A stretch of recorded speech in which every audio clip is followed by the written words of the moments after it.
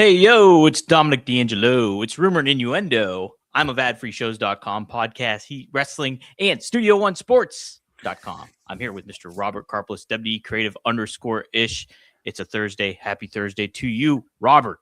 Happy Thursday. Yeah, I didn't get to log in until the countdown had already started, so I was not prepared for how loud Dom was going to be, Sorry. or how turned up my headphones were. So I'm seeing stars right now, and one place I don't think I saw stars was on last night's episode of Dynamite, but we'll get there in a moment. We'll say hi to the folks joining us. Cammy Star says, after morning all, who didn't have Ciampa going all elite on their bingo card? This guy right here, Willie Thornbrew, says, back again for another riveting edition of Rumor and Innuendo.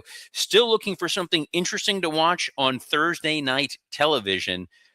Probably a shot that he's taking at TNA, though I believe the new season of Shrinking came out yesterday, so that's probably what I'll be watching this evening. I need to tune into that. I love Harrison Ford. You haven't seen Shrinking at all? No, it's an Apple Plus show, right? I don't have Apple Plus. Oh, yeah, that is a treat right there. There's a couple good things. I'm that pluribus. Keep wanting to add the E in front of it. Good show as well. Hey, real quick, is Harrison Ford good in that though? Like, Harrison Ford's excellent. It's the best Harrison Ford I've seen in quite some time. Like, he actually gives a hoot. That's awesome. Okay, so it's fun to watch because he's a good actor who made the mistake of winding up in a movie that he couldn't escape for a very, very long time. And it's tough. And every time he tries to reinvent himself, people look at him and they're always going to be like, that's the dude from 6 Days, 7 Nights. That's the dude from Witness. Witness is a great movie. Witness is a great movie. Mm-hmm. Hey, it's the guy from Regarding Henry.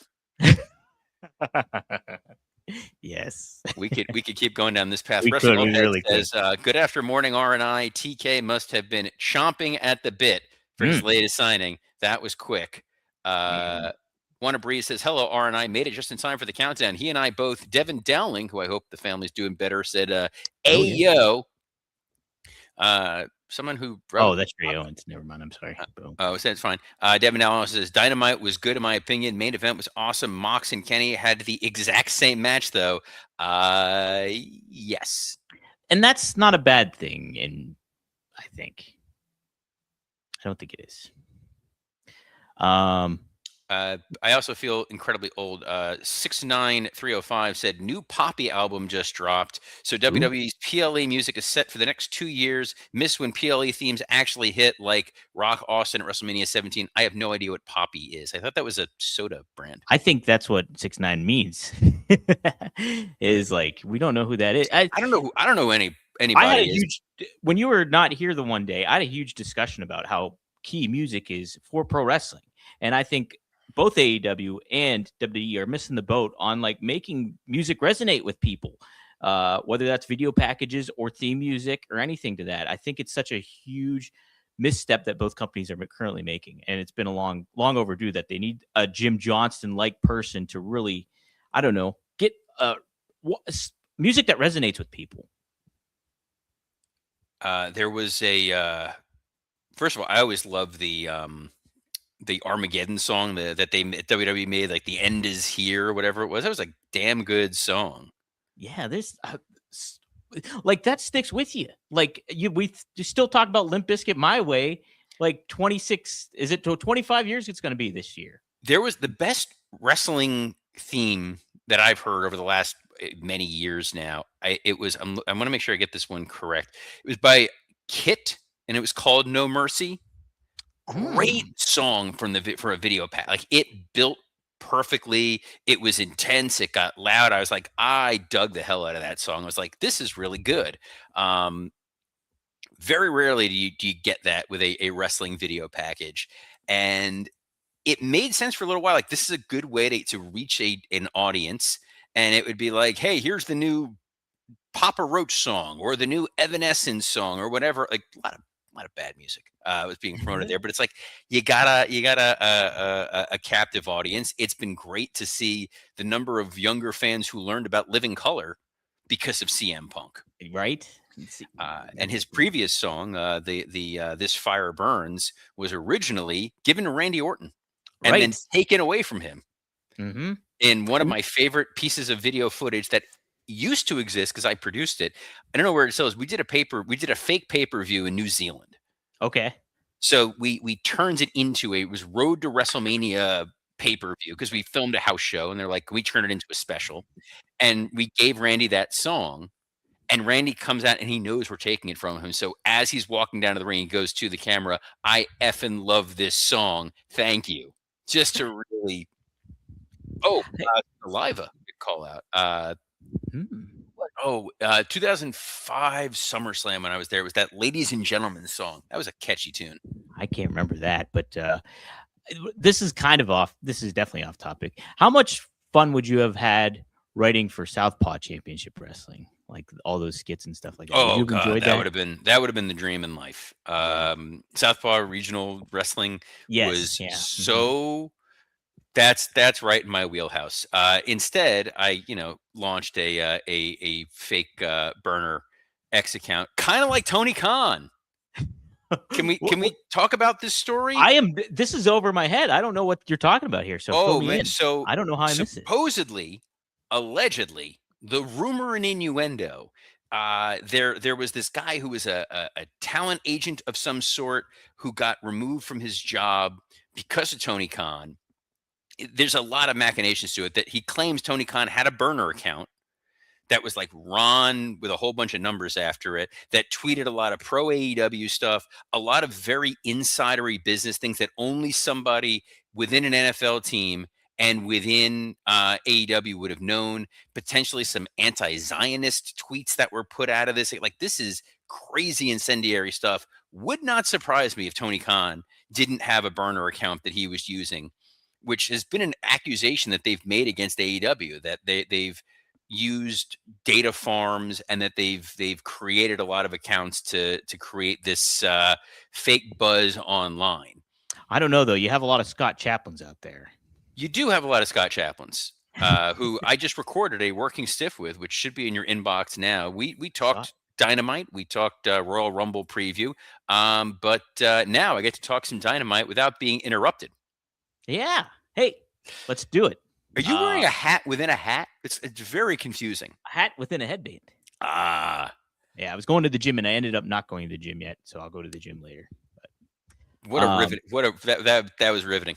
That's you got to give you context. I'm a journalist, Robert. Look, by the way, 69305 needs to be banned forever from the show. Are you sure? Because this is what he had to say, and I'm not necessarily against that, Robert. Here's what I love, Tom. I know there's a live audience watching this right now. There's a number of people who listen to this podcast later on audio format, have no idea what 69305 even wrote. And you put it up on the screen, not even long enough for people to read it.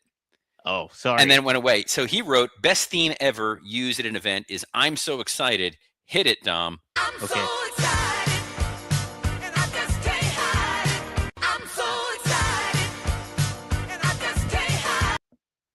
All right. Now I'm excited to talk some Dynamite, Robert. We did kick off Dynamite with Kenny Omega versus friend of the show, Rocky Romero. My goodness, Rocky Romero got annihilated in what was a camera angle of the year for pro wrestling. He looked dead. Robert. Man, I thought when they announced this match was not going to be a 5-star classic. Call off the award shows. Match of the year. Rocky Romero, Kenny Omega, main event anywhere, in any gymnasium, in any high school, in the greater Poughkeepsie region. Ooh, Poughkeepsie. I get what they were trying to do, but there are so many other people you could have put into this spot, especially because Kenny just got done saying last week, I'm done with the Don Callis family. And it's like, this is great. Let's move on. And then they immediately give someone to the Don Callis family. Every match on this show involved the Don Callis family in some form or fashion. Yeah. Like, is it, well, not the women's title match, but yes, everything else I think did, right? Everything else involved the Don Callis family except for the women's title match. But there is still Marina Shafir who's floating out there. That's a good point. And who's not part of the Don Callis family. I don't know why I just brought her up. Oh, she's Death Riders. She's part of the Death Riders who are feuding with the Don Callis family. To your point, it's so confusing as to who lies with who and what are they, baby face or heel? It's a big egregiousness I take with this past episode here. But yeah, Robert. Then we had a little confrontation with all the featured players and what is So the world title hold on. I picture. just want to point something out. So 69305, who's now Mhm. just taken over our show, said it's like the Heenan family back in the day.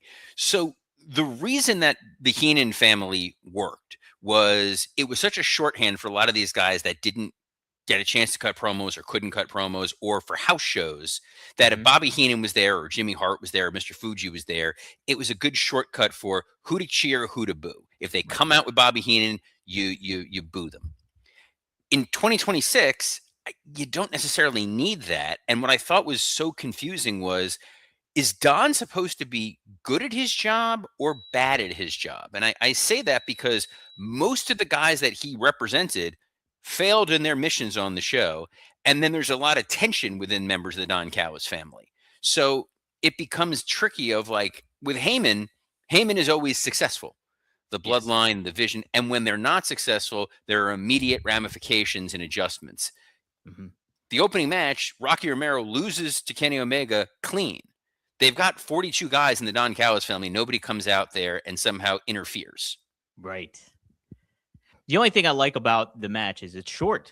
I think they need to do much more shorter matches. So, Well, they definitely, Rocky Romero is definitely short. After this match, one thing that they did that was good, and then they did bad consistently throughout the show is they idiot proofed this opening segment. So if you're just tuning in casually, you learn from this opening segment Kenny Omega, Hangman Adam Page, Swerve, Andrade are all going after the world title. And the most important thing in any wrestling company is who is your world champion? And we've Mhm. criticized AEW that they weren't doing a great job of that. Now the focus is everybody wants to be champ. That worked for me, Don. Yeah, I agree with you on that. And they did it at the end of the show too. So I was gonna get. Yeah, I was gonna get. That's why the symmetry, man. It's all about the symmetry. all about the symmetry. It's all about the memories, man. Sorry, I just can't hardly wait. Speaking of symmetry, we have symmetry between Hologram and his clone, El You Clone. missed a match. You missed a match. You missed a match. I'm begging. You missed the other main event at any high school gym, anywhere in the Oh my God, I Shreveport, did. You're Louisiana right. area. John Moxley Wow. and Ace Austin. Yes. So they tried, bless their hearts, on commentary. In the it's. Have you read David Foster Wallace? No, I didn't. I did So- have the book for a time being. The Infinite He had, Jest. he had a couple books, but so Infinite Jest. One of the things that's wonderful about Infinite Jest is there are a number of footnotes, and the footnotes are meant, in some ways, to be entertaining, in some ways, to kind of eliminate all sins of things that might not have been thoroughly explained. That is Excalibur on an episode of Dynamite. Ace Austin comes out and he's trying so hard to be like, oh, it's Ace Austin. He's won a number of matches on Ring of Honor, and we've seen him compete elsewhere, and this is his Dynamite debut, but you've seen him all over the world, and what a talent. Like, they spent a lot of time trying to make it seem like Ace Austin is very important. And we talked about, we like Ace Austin. We've seen him wrestle elsewhere. I've worked with Ace Austin. I didn't understand why he was sort of debuting on Dynamite, getting a shot at the Continental title or Mhm. Eliminator, whatever. Eliminator. And then Moxley beats him. And then Takeshita comes out and they confront each other, which made me think, I do the camera thing. I thought to myself, self? I can't do it without the labored breathing that he would have. But if Takeshita wanted a shot at Moxley, I'm pretty sure he could have just called up Tony Khan and been like, hey, give me this spot instead of Ace Austin. Yeah, and Takeshi would have more of a case than Ace. So- Willie Thornbrew throwing at it. Mhm. Bobby Heenan was the greatest wrestling manager of all time. Comparing him to anyone else is an insult. Bobby Heenan is an all-timer. Bobby Heenan is I mean, that is a fundamental key piece of my wrestling fandom. Yes, The Heenan family were consistently unsuccessful. correct. They were. And I would dare say Heenan's stronger position was on commentary. Mm-hmm. His managerial skills were absolutely fantastic, but put Bobby Heenan on commentary all day, every day, and I'm going to be the happiest man in the world. No doubt. I mean, he had great chemistry with Nick Bockwinkel, but that was AWA. So, But he did look. He was fine as the manager of Flair and Perfect, and they would give him, every whatever, like you're going to go out there and manage. At one point, he managed the Brawler, the Brooklyn He did. Brawler. Yeah. That's right. Well, yes. So we did actually have a title match, Robert. It was a TNT championship match. Mark Briscoe took on El Clone. And wow. Good match. It was a good match. I'm not gonna Match was totally fine. Again, Yeah. El Clone, not super established, but at the same time, Briscoe's TNT title run has been sort of inconsistent with how he's been on TV. Like, he was off TV for most of the Continental Classic. Yep. And I like him as a defending champion. Me too. But the post match was very, very funny. Okay, explain. I thought it was well done, but explain. Over on World Wrestling Entertainment, the global phenomenon that's going to be running. Isn't that the World Wrestling Federation, Robert? That's the worldwide leader in sports entertainment, but they lost to a panda, so not a thing anymore. Obviously, the U.S. title Open Challenge has been generating a tremendous amount of interest, a lot of really great matches. One guy who kept seemingly hanging on the cusp of getting that U.S. title shot was Tommaso Ciampa. And then Ciampa left. And then Mark Briscoe is like, we're going to have a TNT Open Challenge. And it gets answered by Tommaso Ciampa. Did you like his debut?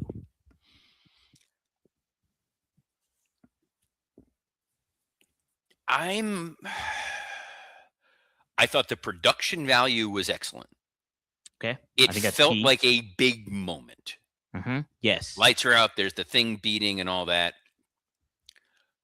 If I'm AEW, God help me, there's a couple of concerns that I have with this Ciampa debut. Okay. Number one, you're trying to get away from this TNA reputation, early 2000s, mid 2000s TNA, of every time someone leaves WWE, no matter who they are, they're going to show up on TNA program, and they've left WWE. Doesn't matter who the hell it is. Oh my God, we got, fill in the blank. Sure. You're debuting Ciampa against Mark Briscoe, who's going up against his TNT title, which means either it's a one-off and he's going to go lose to Briscoe, or he's going to beat Briscoe. Either way, you have a locker room of guys who are busting their ass, who want opportunities, who want shots, who want to be pushed. And it's as soon as someone new pops in and shows up, that guy is getting TV time. That guy's getting an opportunity. And there's only so many slots on a broadcast. And I watch this and I'm like, hey, here's Ace Austin. All right, I got to learn who Ace Austin is and understand who he is. Here's El Clone. Here's Rocky Romero, who hasn't been on TV in a long time. Now here's Ciampa. You just spent the last 2 months getting me to care about Jet Speed. Yeah. And now they weren't on TV this week at all. Good point. There's only so many spots. And I said the best place for Ciampa would have been Ring of Honor. And they even talked about when he came in, it's like, oh, it's Tommaso Ciampa from Ring of Honor. I would have put him on ROH TV. That's just me. He could wind up there. I'm hoping that this leads to, hey, he doesn't beat Briscoe, but then we see him on ROH and he has a great opportunity and he's a good dude. But I'm hoping he doesn't, Robert. I liked what they did. And my reasoning for this is, like, if you're looking at the well and you're looking at the landscape of wrestling in AEW and in WWE, AEW bringing in names like that, the field is thin for it to kind of pack a punch. And so the way his theme, the production of it all, and him showing up, he's not a huge main event star. He wasn't in WWE, but there was hope for him to get there. He didn't get utilized to the right manner, I think. And so this is an opportunity for AEW to capitalize on WWE's missteps. 100%. It's a inverse of what has happened with AEW. Cody Rhodes, Jade Cargill, name them, and so him being put in this position. I also like the fact that he is not in the world title picture. He's in the TNT title picture, because that's a title that you really had some good history starting off, and you lost it. You did, but they haven't, part of it is they haven't made these belts. Also, Derek Mitchell's comment is absolutely tremendous. You wrote, oh, great, the TNT Open Challenge. If WWE is McDonald's, then AEW is McDowell's. If you don't know that reference, shame on you. And a tremendous Coming to America reference. But The thing is, if the TNT title, I've said this so many times, it's like I should just have it written on a shirt. AEW needs a brand split. They And do. if the TNT title was your secondary title on Collision, and you had let's say the international title or whatever that is the unified title is your 1A belt, Yes. all the better for it. And then every week you're consistently seeing Mark Briscoe wrestling the best in the world in open challenges or having a story building to it. And then it has its unique identity versus there's the Continental title that now has all these crazy rules around it. There's an international title that I don't think Okada has ever even defended. Yeah. No. There's just a lot on top of a lot on top of a lot. For the sake of time, we'll move forward. MJF, very down the middle promo for him. Really? I thought he was MJF and he did his thing, and it was in a new, fresh way with a new, fresh opponent. Basically, I liked it. I liked it a lot. I mean, it wasn't down the middle. It was a fine MJF promo. You all need to be quiet. He's good at it. He delivers these brilliantly. I liked the making fun of Aleister Black with turning the lights on and off. The Buddy Murphy thing as they're about to go to Australia. That's interesting timing to bring up Buddy for the first time in quite some time. I'll do the beard stroke there. This was fine. I'm excited to see where they go with it. He does the great heel thing of reminding the audience what they're supposed to be doing by don't you dare bark at him. Oh, we're supposed to bark. Let's bark. Like it's good. It's down the middle. Totally fine. Him and Brody, I've booked him and Brody before. They have good chemistry. It's going to be a lot of fun. We're going to get my favorite kind of match, Tom. It's an eliminator match. Mine too. You put an eliminator match above a world title match, I'm all for it. Disappointed in what we got next. Thekla versus Chris Statlander. Okay, I am too in a certain way, but I want to get your take first. We didn't get a Sisters of Sin promo. Oh, that's right.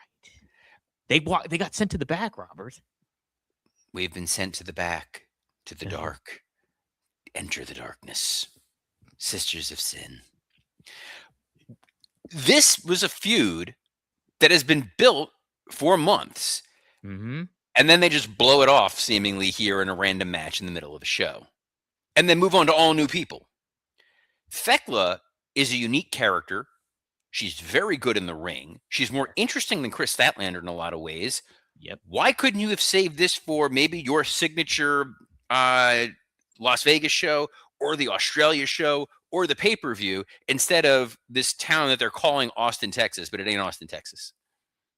Yeah. Look, they booked themselves in a corner again with this match. Like, not me. Book any. Don't put this on me. No, I said they. You said you and then they, whatever. You, Robert, you did it. I blame you. Thekla deserves better. No, she's so talented. She's got a charisma, personality, presence, and you're just making her part of the glorified job squad. It feels like. I don't like it. I don't get it. I think it was it was weak, it was limp, and guys, hey. You already know what time it is. It's time to level up, and Blue Chew just dropped something crazy. I'm talking next level championship belt gold-plated energy. Blue Chew Gold is the newest innovation for the #1 chewable ED brand. This ain't your grandpa's little blue pill. This is the 4-in-1 beast incarnate that's setting the gold standard for performance. We're talking 2 ingredients for blood flow to keep that rocket pumping, mixed with apomorphine and oxytocin to turn up the arousal and connection to your brain and body. And we've got a special deal for our listeners. Get 10% off your first month of Blue Chew Gold with code RUMOR. That's promo code RUMOR. Visit BlueChew.com for more details and important safety information. And we thank Blue Chew for sponsoring this episode of Rumor and Innuendo. We got a tag title match, Davis and Doyle versus FTR. They did not do these men any favors. It was a good match. They were all heels. Stokely being out there in his injured capacity was like, oh, we got to boo FTR. Davis and Doyle, who attacked John Moxley earlier in the show, oh, they're heels. We got to boo them. Still don't quite understand why we did this, except for after the match, you had Moxley attack Davis and Doyle and the Death Riders, because the Death Riders are baby faces who are feuding with the Don Callis family, right, Dom? I guess. Wrong, because they immediately followed this up with an Orange Cassidy promo where he talked Yeah. about how much he hates the Death Riders. Well, let's. I don't know if you caught this, Robert, but apparently Jake Doyle tore his bicep. I did hear that after the fact, yes. Which is a bummer. It's a bummer, but like the whiplash I got from, we went straight from Moxley and the Death Riders getting revenge on what Davis and Doyle did to Orange Cassidy talking about how evil the the Death Riders are. Yeah. I don't understand that hard. No, And why are they making this so complicated? Oh, sorry, we already did this. That would have been the time. That would have been the time. That would have been the time to throw the Blue Chew, but I stink at my job. And guys, some men mask their BO with sense. And if you've been to a wrestling show, you know exactly what I'm talking about. But Mando men get the job done right. Don't mask it, Mando it. Available in retailers near you, or head to shopmando.com, because for a limited time, new customers get 20% off site-wide with our exclusive code. Just use code RUMOR at shopmando.com for 20% off site-wide plus free shipping.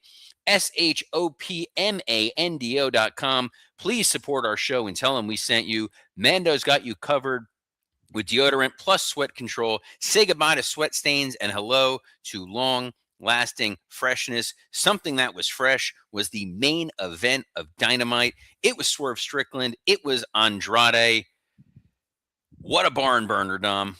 This was a great match. My favorite AEW match of the year so far, for several reasons.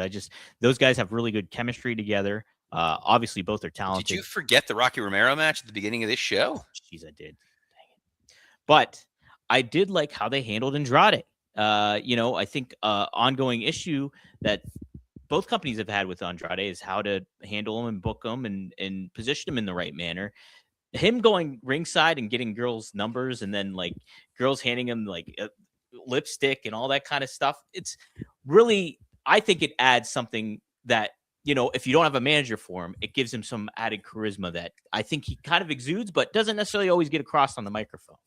So I thought that was great for him. And I thought it was great how he won too. Oh, let's get your thoughts. I agree in that you needed somebody to face Kenny Omega, and you were not going to give away Kenny and Swerve. Andrade getting the low blow works. My concern is we saw Andrade flame out spectacularly in two companies last year. Right. There has been some rumor and innuendo as to what led to his WWE departure. He was difficult to work with in AEW before, and now you're thrusting him back into the spotlight. I would be a little wary. Obviously, we're going to be getting to Kenny Omega MJF. That kind of feels like where they're building to. So it's a way to elevate Andrade to beat him and appease him a little bit. But if I'm Tony, I would be treading lightly when it comes to Andrade, hoping that he can prove, hey, he's here for the right reasons and can do the right thing. And there's no reason to believe otherwise. 2026 is a new year. We hope the best for him. Dynamite ended as it began, which was everyone's hoping the worst for MJF. You got Kenny coming after him, Andrade coming after him, Hangman coming after him, Swerve's coming after him, Samoa Joe's coming after him. We're not coming after him because we're MJF fans. But you know where we are coming. Where? I did not like that transition at all. But no, yeah, it was just it.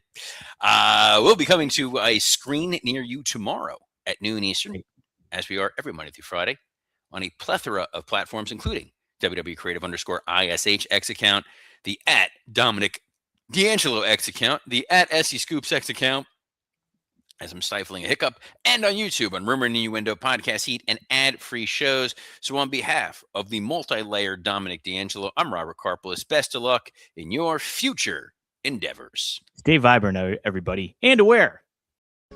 Shh.